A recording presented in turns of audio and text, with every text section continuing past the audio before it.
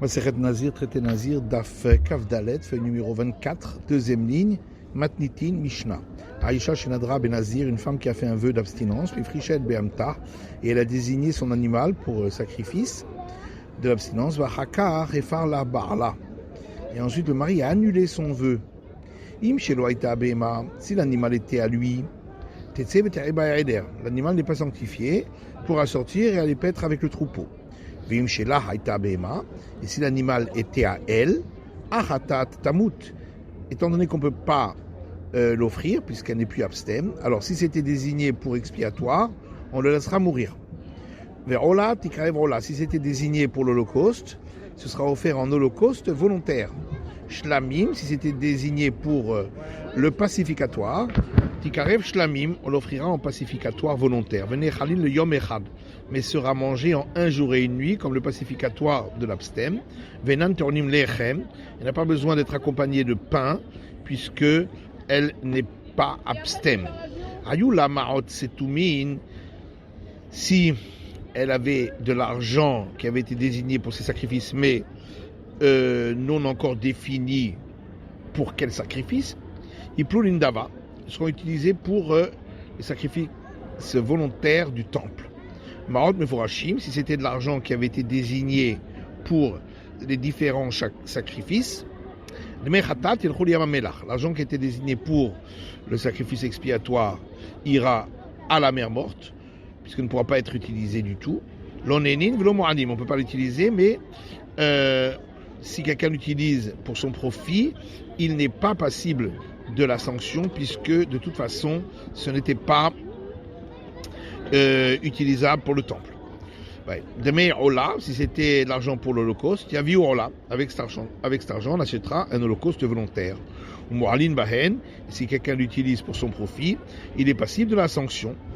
Demain, Ishlamim, si c'était de l'argent destiné pour les pacificatoires, il y a vu Shlamim, on apportera avec cet argent des pacificatoires volontaires, Venez Khalil Yom Echad, qui seront mangés en un jour et une nuit, Ven Tornin Lechem, et qui ne nécessiteront pas d'être accompagnés de pain. Gemara, Mantana de Ba'alo Mishtabedla, qui est l'auteur de notre Mishnah, qui dit que le mari n'a pas l'obligation d'offrir les sacrifices de sa femme, c'est pour ça que l'animal n'est pas consacré. Amar Afrizda Rabananhi, Afrizda dit c'est les sages. Les Sakadata Rabbi Yudahi, parce que si tu dis que c'est Rabbi Yuda, pourquoi l'animal pourrait sortir et paître avec le troupeau Hamishtabedla? Voilà que le mari a l'obligation d'offrir les sacrifices de sa femme, et donc l'animal est consacré. Tania, comme il y a une braïta qui dit Rabbi Omer, Rabbi dit Adam Evi Korban Ashir Alishto, un mari doit offrir le sacrifice qui est obligatoire pour sa femme en tant que riche, si le mari est riche. Et de même tous les sacrifices dont elle a l'obligation. Car ainsi il est écrit dans la Ketouba, tous les devoirs, les obligations que tu auras, alay, seront sur moi, min kadmat dana, et même ceux qui étaient d'avant le mariage. Rava dit, on peut même dire que l'auteur de notre Mishnah c'est Rabbi Yuda. Qui m'écharbed là, parce que quand on a dit, selon Rabbi Yuda, que le mari il a l'obligation d'offrir les sacrifices de sa femme, si effectivement elle a besoin de les offrir. Mais si en fin de compte elle n'a pas besoin de les offrir comme ici, puisqu'il a annulé son vœu, dans ce cas-là, il n'a pas l'obligation. Certains disent une autre version. Mantana, qui est l'auteur de notre Mishnah, Marafrizda Rabbi Yehuda. Marafrizda dit c'est Rabbi Yehuda. Et quand, selon Rabbi Yehuda, le mari a l'obligation d'offrir les sacrifices de sa femme, si c'est quelque chose qui est nécessaire pour elle, mais dans le cas où c'est pas nécessaire, comme ici, où il lui a annulé son vœu, il n'a pas d'obligation. Dit Rabbanan, car d'après les sages, il n'a pas d'obligation du tout. Donc même s'il ne lui avait pas annulé son vœu, de toute façon, l'animal ne serait pas consacré.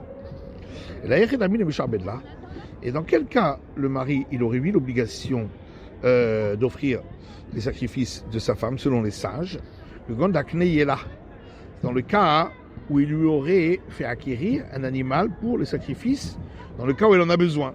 Dans ce cas-là, il aurait l'obligation d'offrir. Car étant donné qu'il lui a fait acquérir pour les sacrifices, eh bien, ça appartient à la femme.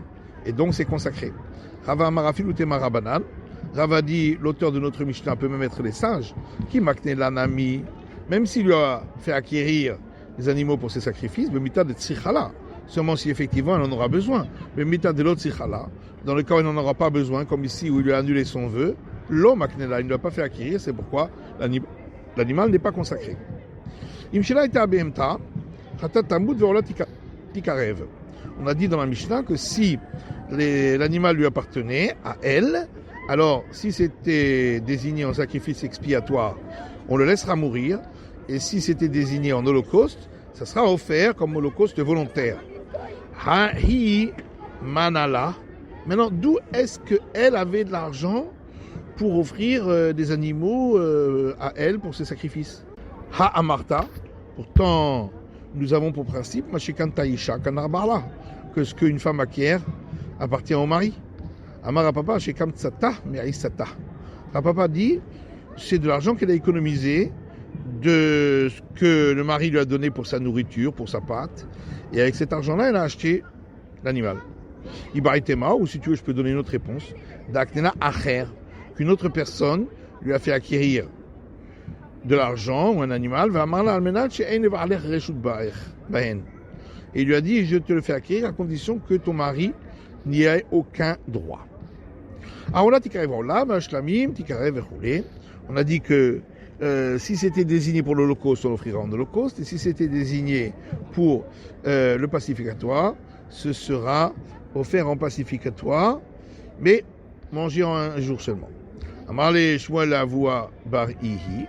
Shmuel a demandé à Avoua Bar Ihi, Lotetiv al Karer, ne t'assois pas sur tes jambes, ad de Amartli Hadamilta, jusqu'à ce que tu m'aies expliqué ce qui est écrit ici dans la Mishnah, que on le mange en un jour et nuit et que ça n'a pas besoin d'accompagnement de pain. Et il lui a dit, oui, effectivement, voici les 4 cas de bélier de sacrifice pacificatoire de l'abstème qui seront offerts sans être accompagnés de pain. Chez l'eau, il y a un cas où c'est à lui, chez là, un cas où c'est à elle, chez la Hamita, un cas où c'est après la mort, chez la Hakapara, et un cas où c'est après l'expiation. On va expliquer chaque cas. Chez la Ade Amran, le cas où c'est à elle, c'est le cas de notre Mishnah, où le mari a annulé son vœu. Chez l'eau, le cas où c'est à lui, il dit là, comme vous vous trouvez dans une Mishnah, Aïsh va dire Beno, Benazir. Un homme peut faire un vœu d'abstinence à accomplir par son fils mineur. Mais une femme ne peut pas faire un vœu d'abstinence pour son fils mineur. Gillah, si le fils s'est rasé après ce vœu, ou que des proches parents l'ont rasé, Mirha, ou qu'il a montré son désaccord avec ce vœu, ou que des proches parents ont montré leur désaccord. Dans ce cas-là, il n'est pas abstème.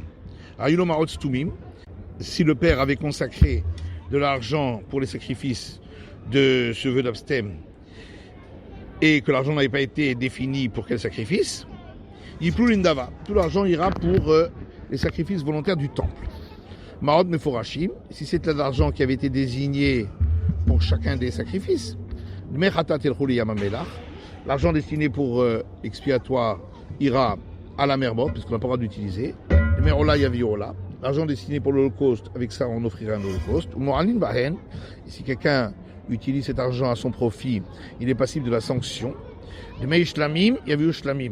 Si c'était l'argent destiné pour le pacificatoire, avec ça on offrira un pacificatoire volontaire, qui sera mangé qu'en un jour et une nuit, comme le pacificatoire de l'abstème. Qui n'aura pas besoin d'être accompagné de pain. Chez la Hamita, le cas d'après la mort Minalan, c'est quoi? De Tanya, il y a une braïta qui dit Amafrish Marot Linziruto, celui qui a sanctifié de l'argent pour les sacrifices de son vœu d'abstinence. L'onehenin, v'lo mo'alin bahen, on n'a pas le droit d'en tirer profit à son escient, mais on ne reçoit pas la sanction si on a tiré profit. Parce qu'avec cet argent, on pourrait apporter que de sacrifices pacificatoires qui sont considérés comme d'une petite sainteté pour lesquels il n'y a pas la sanction. Mais si il est mort avant d'avoir offert les sacrifices, il avait de l'argent qu'il n'avait pas défini pour quel sacrifice d'abstème. Iplulindava, puisque ça avait été consacré, ça ira pour les sacrifices volontaires du temple. Marod Meforashin, s'il avait défini pour quel sacrifice, Hattat, si c'était pour l'expiatoire, Yolich Leyam Amelach. Il ne pourra pas les utiliser et il les amènera à la mer morte. L'onénin velomalin. On n'a pas ralenti les profits, mais il n'y a pas de sanction puisque de toute façon on ne peut pas les utiliser. Dmerola, l'argent destiné pour l'Holocauste, Yaviorola, avec ça on apportera un Holocauste volontaire. Et si on les a utilisés à son escient, à ce moment-là, on est passible de la sanction. De Shlamim, l'argent pour les pacificatoires, il y a vu Shlamim. Avec ça, on apportera des pacificatoires volontaires. Venez Chalim le Yom Echad, qui seront mangés en un jour et une nuit, comme le pacificatoire de l'abstème. Venan Torim Lechem, mais n'ont pas besoin d'être accompagnés de pain, puisque il n'est plus l'abstème n'est plus là. Chez la Kapara, alors le cas d'après l'expiation, c'est Svarahu. Il n'y a pas de braïta là-dessus, mais on peut l'apprendre par une logique. Chez la de lo Kapara. La raison pour laquelle on a donné ces règles lorsque l'abstème est mort, parce que on ne va pas les utiliser pour l'expiation. Chez la Kaparanami, si on est après l'expiation, c'est qu'il s'est déjà expié avec d'autres animaux. Pareil, halo chazia kapara, et n'ont pas besoin donc pour l'expiation. Et c'est pourquoi on leur donnera ces règles-là également. Et la Gemara demande tous les cas, mais est-ce qu'il n'y a pas d'autres cas à part ces 4 cas? Ve'aïka, voilà qu'il y a également un autre cas où Charkol Shalmé Nazir chez Chartan chez Lokemitzvatam, une braïta qui dit tous les autres sacrifices pacificatoires de l'abstème. Si on a fait l'abattage rituel pas selon les règles, c'est-à-dire avec l'intention pour un autre sacrifice, Kshérim sont valables,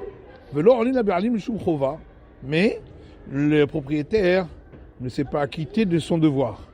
Et là aussi on dit qu'ils se mangeront un jour et une nuit, ils n'ont pas besoin d'être accompagnés ni de pain, ni de donner l'épaule au prêtre, puisque ça n'a pas été destiné pour l'abstème en fin de compte.